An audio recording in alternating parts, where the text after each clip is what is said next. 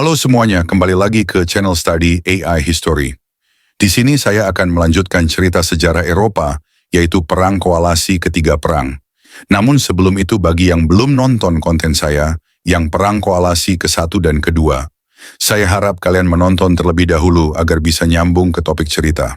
Oke, tanpa berlama-lama mari kita masuk ke alur ceritanya. Bayangkan dirimu berada di Eropa tahun 1805. Kekuasaan Napoleon semakin luas dan ambisinya tak terbendung. Namun ada satu rintangan besar, Britania Raya, musuh bebuyutan yang ingin menggagalkan mimpinya menguasai Eropa. Mengetahui ancaman ini, Raja George III membentuk koalisi ketiga bersama Austria, Rusia, dan Swedia. Mereka tidak akan membiarkan Napoleon berkuasa lebih lama. Pertempuran Trafalgar. Di lautan, Inggris sudah bersiap. 21 Oktober 1805, di lepas pantai Spanyol, Laksamana Horatio Nelson memimpin armada Inggris dalam pertempuran Trafalgar.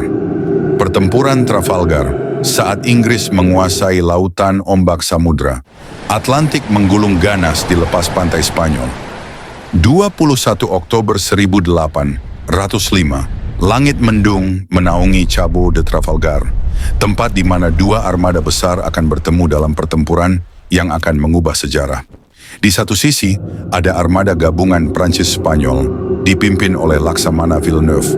Mereka membawa 33 kapal perang, bersiap menembus blokade Inggris dan mengamankan supremasi Napoleon di laut. Jika mereka berhasil, impian Napoleon untuk menginvasi Inggris akan menjadi kenyataan. Tapi di sisi lain ada Laksamana Horatio Nelson, komandan legendaris Angkatan Laut Inggris. Dengan hanya 27 kapal, Nelson menghadapi tantangan besar. Tapi ia punya sesuatu yang musuhnya tidak miliki, strategi brilian dan keberanian tanpa batas.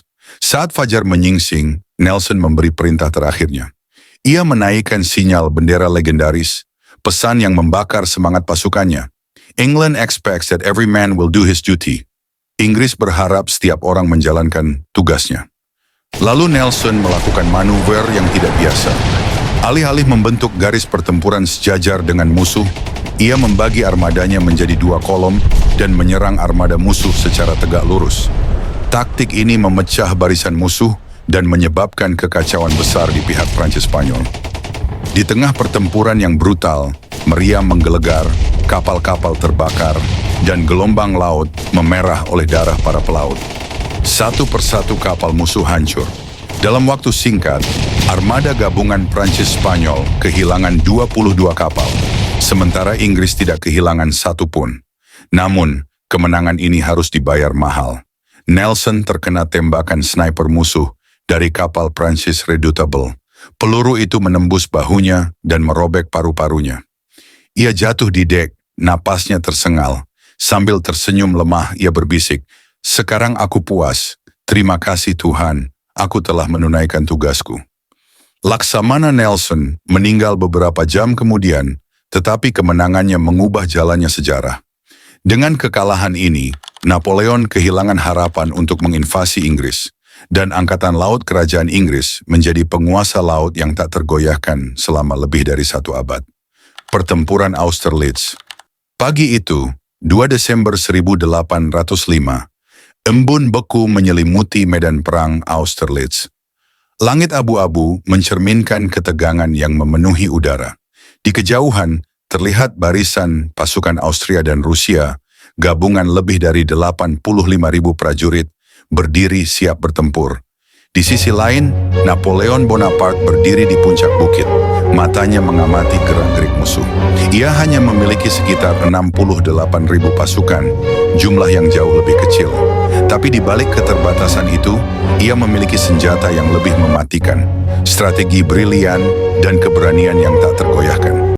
Napoleon tahu musuhnya ingin menyerang sayap kanan pasukannya yang tampak lemah.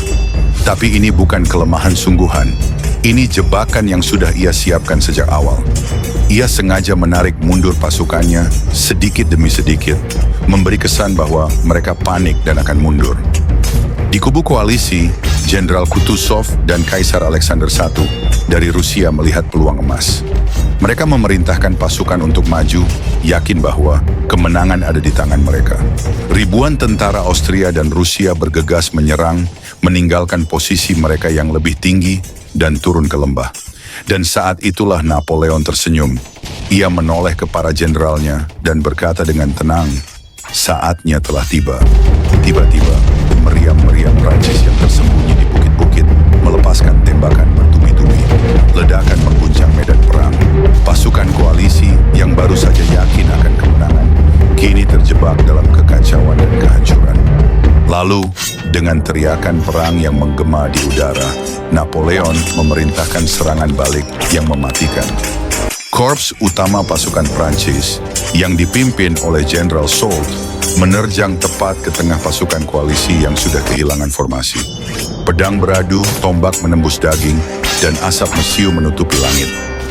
Sementara itu, pasukan Prancis lainnya menyerang dari sisi lain, memotong jalur mundur musuh. Pasukan Austria dan Rusia yang masih berada di lembah kini terjepit, tidak ada jalan keluar. Yang terjadi selanjutnya adalah pembantaian. Tentara koalisi berusaha lari, tetapi banyak yang tenggelam di danau beku, yang runtuh di bawah berat mereka setelah ditembaki oleh artileri Prancis. Ribuan prajurit mati, ribuan lainnya menyerah. Saat matahari mulai terbenam, medan perang dipenuhi tubuh-tubuh tak bernyawa, sementara bendera Prancis berkibar di puncak bukit. Napoleon menunggangi kudanya, mengamati pemandangan kemenangannya dengan puas. Ia lalu berbisik kepada para jenderalnya, "Pasukan ini telah melampaui harapanku. Hari ini akan dikenang selamanya sebagai salah satu kemenangan terbesar dalam sejarah." Austerlitz bukan sekadar kemenangan, itu adalah mahakarya strategi militer. Dengan satu pertempuran, Napoleon memaksa Austria menyerah, membuat Rusia mundur, dan menghancurkan koalisi ketiga. Sejarah akan mengingat 2 Desember 1805 sebagai hari di mana Napoleon membuktikan dirinya sebagai jenius perang yang tak tertandingi. Nah, bagaimana? Apa kisahnya seru? Jika kalian menonton konten saya yang pertempuran Red Cliffs, yaitu pertempuran 3 kerajaan, nah jika di Eropa, maka ada pertempuran 3 kaisar, yaitu pertempuran Austerlitz. Jika kalian suka, klik tombol subscribe agar tidak ketinggalan video selanjutnya.